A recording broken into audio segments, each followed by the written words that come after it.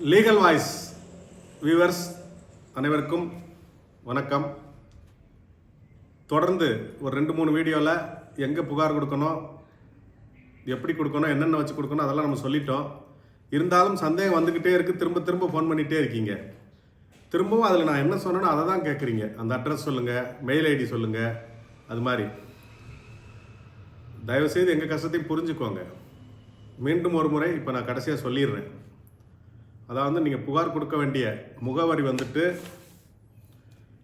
காவல்துறை துணை கண்காணிப்பாளர் அவர்கள், பொருளாதார குற்றப்பிரிவு, economic offences wing, deputy superintendent of police, 4/425A, Sankarapandian Nagar, park town, Madurai 17, 6,25,017 இந்த முகவரியில் கொடுக்கணும்.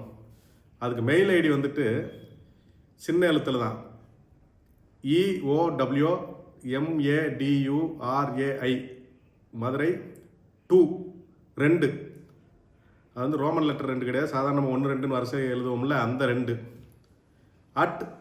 @gmail.com. அதுலேயும் ஸ்க்ரீனில் போடுறேன், அதையும் பார்த்துக்கங்க. இந்த அட்ரஸும் ஸ்க்ரீனில் வரும், அதையும் பார்த்துக்கங்க. அந்த ஃபார்மேட் அதையும் வந்து நம்ம ஏற்கனவே கொடுத்துருக்குறோம் பழைய வீடியோக்களில். இன்னொரு வாட்டி நான் அதை ஃபார்மேட்டையும் கொடுத்துட்றேன்.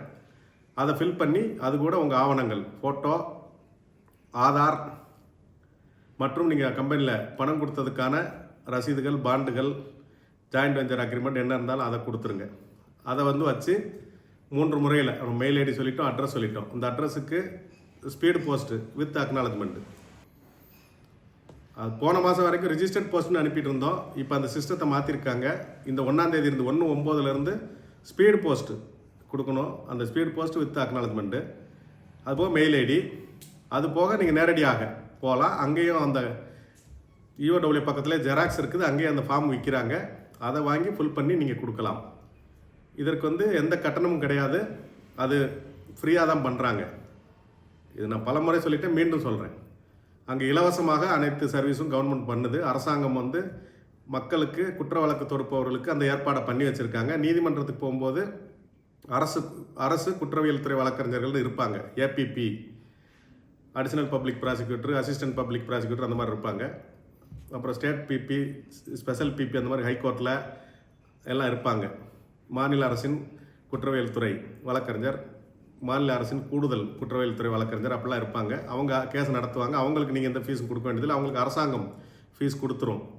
அப்படின்றதையும் நம்ம கடந்த பல வீடியோக்களில் சொல்லிட்டோம். DRO செட்டில்மெண்ட் இருந்தாலும் DRO முன்னாடி போலீஸு, அந்த PP, GP அவங்கெல்லாம் வருவாங்க. GPன்றது கவர்மெண்ட் ப்ளீடர், அரசு சிவில் வழக்கறிஞர்.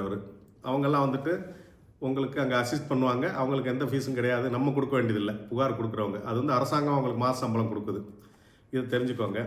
மேலும் இன்னொரு கேள்வி எல்லாரும் கேட்குறது, நான் எந்த சங்கத்திலையும் சேரலை, சங்கத்தில் சேர்ந்தால் தான் பணம் வருமா, புகார் கொடுத்தோன்னே இந்த காப்பி சங்கத்தில் கொடுக்கணுமா, சங்கத்துக்காரங்க கொடுத்தா தான் கோர்ட்டு வாங்கிக்குவாங்களா, சங்கத்துக்காரங்க கொடுத்தா தான் DRO வாங்கிக்குவாங்களா அப்படின்னு ஒரு கேள்வி நிறையா வருது.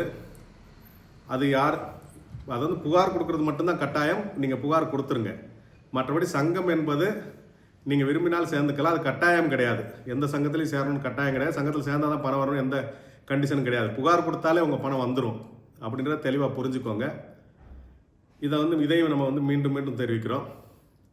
மேலும் அப்போ சங்கம் எதுக்கு அப்படின்னா, அது பழைய விஷயங்களில் பேசியிருக்கிறோம். அது அனைவரும் ஒருங்கிணைந்து ஒரு நல்ல முடிவெடுத்து அதை நீதிமன்றத்துக்கோ அரசாங்கத்துக்கோ தெரிவிக்கிறதுக்கும் போராட்டம் நடத்துறதுக்கு அந்த மாதிரி விஷயங்களுக்கு தான். நீதிமன்றத்தில் இப்போ பல்வேறு சங்கங்கள் வழக்கு நடத்திட்டு இருக்காங்க. நீங்கள் எதாவது சொல்ல விரும்பினாலும் நீங்கள் தனியாக வக்கீல் வச்சு ஒரு மனு தாக்கல் பண்ணி அந்த வழக்கறிஞர் மூலமாக தனிப்பட்ட நீங்களும் போகலாம். தனிப்பட்ட முறையில் நீங்கள் பண்ணிங்கன்னா நிறையா செலவாகும். முடியலைன்னா நீங்கள் என்ன சொல்ல விரும்புகிறீங்களோ அதை ஏதோ ஒரு சங்கத்தில் சொல்லி அவங்க அதை நீதிமன்றத்தில் தெரிவிக்கலாம். அப்போ சங்கத்தின் மூலமாக போகும்போது நிறையா ஆளுக்கு ஒரு அவங்களோட பங்கு, உங்கள் பணத்தை வந்து ஆளாளுக்கு எல்லோரும் சேர்ந்து பங்கு போட்டு ஒரு அமௌண்ட்டை போட்டிங்கன்னா ஒரு வக்கீல் வச்சு கேஸ் நடத்தலாம். அதுக்கு தான் அந்த சங்கம். அதில் நிறைய சங்கங்கள் இப்போ நீதிமன்றத்தில் வழக்கு நடத்திட்டு இருக்காங்க, அதையும் தெரிஞ்சுங்க. அதனால் சங்கம் என்பது கட்டாயம் கிடையாது, புகார் கொடுக்கறது மட்டும்தான் கட்டாயம். நீங்கள் எந்த சங்கத்திலையும் சேரணும்னு அவசியம் கிடையாது. சங்கத்தில் சேரலனாலும் உங்களுக்கு பணம் வந்து சேரும். இப்போ நீதிமன்றம், மாண்புமிகு சென்னை உயர்நீதிமன்றம், மாண்புமிகு நீதியரசர் ஹானரபிள் ஜஸ்டிஸ் பரத சக்கரவர்த்தி அவர்கள் வந்து ஒரு டைம் கொடுத்துருக்காரு. அதனால் எல்லாரும் என்ன கேட்குறீங்கன்னா, ஏற்கனவே நான் புகார் கொடுத்துருக்குறேன், மீண்டும் புகார் கொடுக்கணுமான்னு கேட்குறீங்க. நீங்கள் ஏற்கனவே புகார் கொடுத்திருந்தால் மீண்டும் புகார் கொடுக்க வேண்டிய அவசியம் இல்லை. இதுவரைக்கும் புகார் கொடுக்காதவங்களுக்கு தான் இன்னொரு வாட்டி இந்த டைமை வந்து எக்ஸ்டெண்ட் பண்ணி கொடுத்துருக்காங்க. கடைசியாக ஒரு வாய்ப்பு கொடுத்துருக்காங்க. அதனால் புகார் கொடுக்காதவங்க மட்டும் கொடுத்தா போதும். ஏற்கனவே புகார் கொடுத்தவங்க மீண்டும் புகார் கொடுக்க வேண்டிய அவசியம் இல்லை. அதை வந்து தெளிவாக தெரிஞ்சுங்க. இப்போ அதே மாதிரி வந்துட்டு நான் ஆந்திராவில் இருக்கேன், கர்நாடகாவில் இருக்கேன், பெங்களூரில் இருக்கேன், வெளிநாட்டில் இருக்கேன், நான் திருச்சி மாவட்டத்தில் இருக்கேன், புதுக்கோட்டை மாவட்டத்தில் எங்கே புகார் கொடுக்கணும்னு திரும்ப திரும்ப கேட்குறீங்க. நீங்கள் தமிழகத்தின் எந்த மாவட்டத்தில் இருந்தாலும் சரி, எந்த ஊரில் இருந்தாலும் சரி, ஆந்திரா, கர்நாடகா, கேரளா, பாம்பே எங்கே இருந்தாலும் சரி, வெளிநாட்டில் எந்த நாட்டில் இருந்தாலும் சரி, மலேசியா, சிங்கப்பூர், யூஎஸ்ஏ, யூகே, இந்த மாதிரி எந்த நாட்டில் இருந்தாலும் சரி, எல்லாருக்கும் ஒரே இடத்துல தான் புகார் கொடுக்கணும். எல்லாரும் ஒரே மதுரை பொருளாதார குற்றப்பிரிவில் தான் புகார் கொடுக்கணும். அந்த நம்ம மேலே ஏற்கனவே அட்ரஸ் சொல்லியிருக்கிறோம், ஏற்கனவே மெயில் ஐடி கொடுத்துருக்கோம். உலகத்தில் எந்த மூலையில், எந்த ஊரில், எந்த தெருவில், எந்த இடத்துல இருந்தாலும் நீங்கள் புகார் கொடுக்க வேண்டிய விஷயம் வந்து அந்த இடம்தான் அப்படின்றத நீங்கள் தெளிவாக தெரிஞ்சுக்கங்க. மேலும் அந்த சனி ஞாயிறுலாம் வந்து பொருளாதார குற்றப்பிரிவு லீவ் இருக்கும், அரசு விடுமுறை நாட்கள்லேயும் லீவ் இருக்கும். அதனால் நீங்கள் திங்கள் டு வெள்ளி வரைக்கும் அரசு வேலை நாட்களில் அந்த டைமில் தான் போய் புகார் கொடுக்க முடியும். லீவு நாளில் இருக்க மாட்டாங்க, லீவு நாளில் புகார் வாங்க மாட்டாங்க, அரசு விடுமுறை நாட்கள்லையும் வாங்க மாட்டாங்க, சனி ஞாயிறும் புகார் வாங்க மாட்டாங்க. திங்கள் டு வெள்ளி வரைக்கும் தான் புகார் வாங்குவாங்க. அதையும் வந்து தெளிவாக தெரிஞ்சுங்க. இன்னும் ரொம்ப பேர் வந்து மெச்சூரிட்டி ஆயிடுச்சு, சப்மிட் பண்ணியிருக்கோம், பாண்ட் வர்றதுக்குள்ளே கம்பெனி மூடிட்டாங்க, வழக்காகி பணம் கட்டியிருந்தோம், பாண்ட் ரெடி ஆகிறதுக்குள்ளே வந்து மூடிட்டாங்க.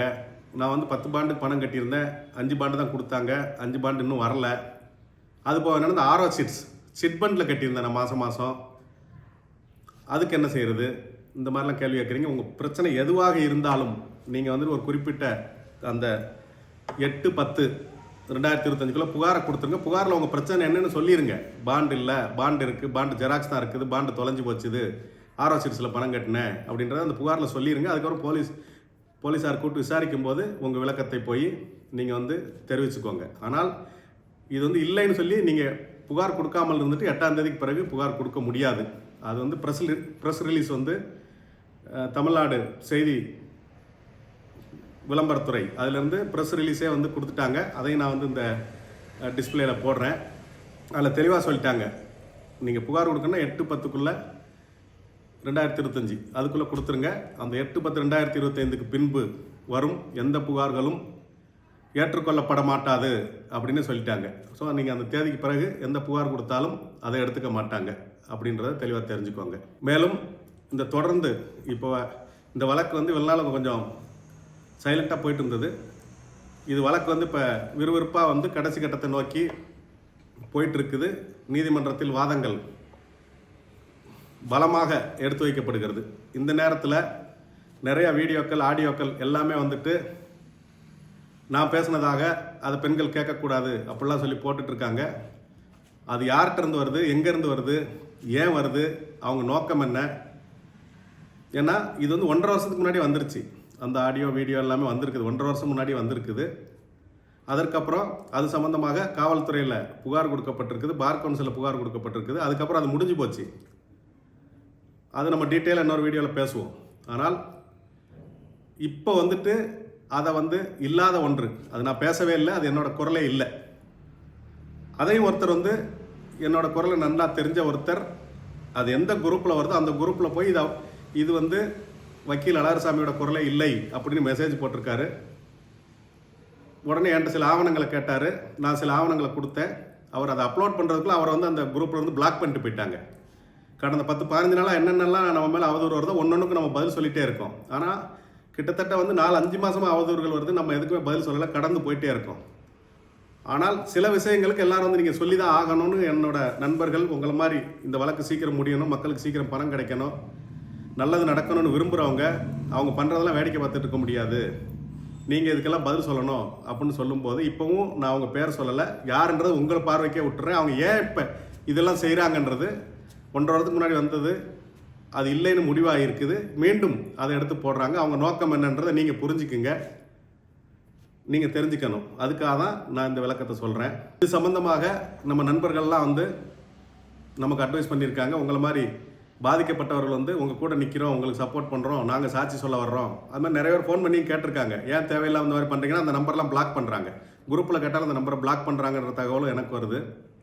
மேலும் இது சம்மந்தமாக சட்ட நடவடிக்கை எடுக்கணும்னு அவங்க சொல்லியிருக்காங்க. ஒரு அளவுக்கு மேலே வேடிக்கை பார்க்க முடியாது. நம்ம 4 மாதம் வேடிக்கை பார்த்துட்டோம். அதனால் சட்டப்படியான நடவடிக்கையும் நம்ம இதில் எடுக்கிறோம். காவல்துறையில் புகார் கொடுக்கறது, வக்கீல் நோட்டீஸ் அனுப்புறது, நீதிமன்றத்தில் வழக்கு தாக்கல் செய்வது, அந்த மாதிரி நடவடிக்கைகளையும் இப்போ எடுக்க ஆரம்பிச்சிட்டோம் அப்படின்றதையும் உங்களுக்கு தெரிவிச்சுக்கிறோம். ஏன்னா எதுக்காக உங்கள்கிட்ட சொல்கிறேன்னா, உங்களுக்கு இந்த பணம் வாங்கி கொடுக்கும் முறை நாம் வந்து கண்டிப்பாக இருந்து வாங்கி கொடுப்போம். இந்த மாதிரி அவதூறுகளை பரப்புறதோ மிரட்டுறதோ, இந்த மாதிரி மிரட்டிட்டா நம்ம ஓடிடுவோம், கேவலப்படுத்திட்டா யார் என்ன தேடி இது இப்போ என்னென்னா ஆதரவு வந்து நமக்கு இவங்க போட ஆரம்பித்ததுக்கு வந்து அதிக ஆதரவு வருது. அவங்களுக்கு எதிராக திரும்புகிறாங்க. இப்படி பேசுகிறவங்க மக்களுக்கு என்ன செஞ்சாங்க, முதலீட்டாளர்களுக்கு என்ன செஞ்சாங்க, நீதிமன்றத்தில் எந்த வழக்கு நடத்தினாங்க, எந்த போலீஸில் கம்ப்ளைண்ட் கொடுத்தாங்க, எதுவுமே செய்யலை. தினமும் காலையில் எந்திரிச்ச உடனே யாரையாவது ஒருத்தர் திட்டி வீடியோ போடணும் அப்படின்றது மட்டுமே வச்சுட்டு இருக்காங்க. அந்த திட்டி யாரை திட்டுறாங்கன்னா, நீதிமன்றத்துக்கு போகிறவங்க, வழக்கு போடுறவங்க, பொதுமக்களுக்கு வந்து இது மாதிரி அவேர்னஸ் விழிப்புணர்வு ஏற்படுத்துகிறவங்கள தினமும் திட்டி மட்டும்தான் போடுவாங்க. அவங்க மக்களுக்கு என்ன செஞ்சாங்கன்றத எல்லோரும் இப்போ கேள்வி கேட்க ஆரம்பிச்சிட்டாங்க. அதனால் இப்போ வந்து கோபத்தில் எல்லார் மேலேயும் வந்துட்டு பேசிகிட்டு இருக்காங்க. அதை பற்றி நம்ம கவலைப்பட வேண்டியதில்லை. உங்களுக்கு பணம் கிடைக்கும் முறை நாம் கூட இருந்து உங்களுக்கு அந்த பணம் கிடைப்பதற்கான எல்லா வேலையும் செய்வோம் என்பதை இந்த வேலையில் தெரிவித்துக்கொண்டு நம்ம சேனலை தொடர்ந்து பார்த்துட்ருங்க. மீண்டும் அடுத்த வீடியோக்களில் இந்த வழக்கு சம்பந்தமான செய்திகளை பார்ப்போம். நன்றி, வணக்கம்.